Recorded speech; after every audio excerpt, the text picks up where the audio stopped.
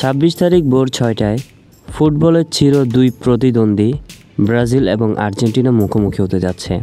এই ম্যাচটি দুই দলের জন্য খুবই গুরুত্বপূর্ণ ম্যাচ। তবে বেশি গুরুত্বপূর্ণ হচ্ছে ব্রাজিলের জন্য, কেননা এর আগে নিজেদের ঘরের মাঠে হেরে গিয়েছে আর্জেন্টিনার বিপক্ষে। তাই অবশ্যই এই ম্যাচটি জয়ের জন্যই মাঠে নামবে ব্রাজিল টিম। তবে দুঃখের বিষয় হচ্ছে এটাই, এই ম্যাচে আর্জেন্টিনার হয়ে খেলতে পারবে না লিওনেল মেসি, অন্যদিকে ব্রাজিলের হয়ে খেলতে পারবে না নেইমার জুনিয়র, কেননা দুজনেই ইনজুরিতে পড়ে গেছেন, যার কারণে দুজনেই খেলতে পারছেন না। তবে এই ম্যাচটি নিয়ে এবার কথা বলেছেন ব্রাজিলের প্রাণভোমরা নেইমার জুনিয়র।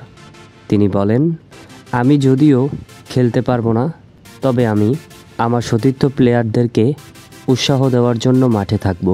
আমি দর্শক হয়ে মাঠে থাকব, তাদেরকে উৎসাহ দিব এবং আমার বিশ্বাস আছে আমার সতীর্থরা জয় করে আনবে এই ম্যাচটি।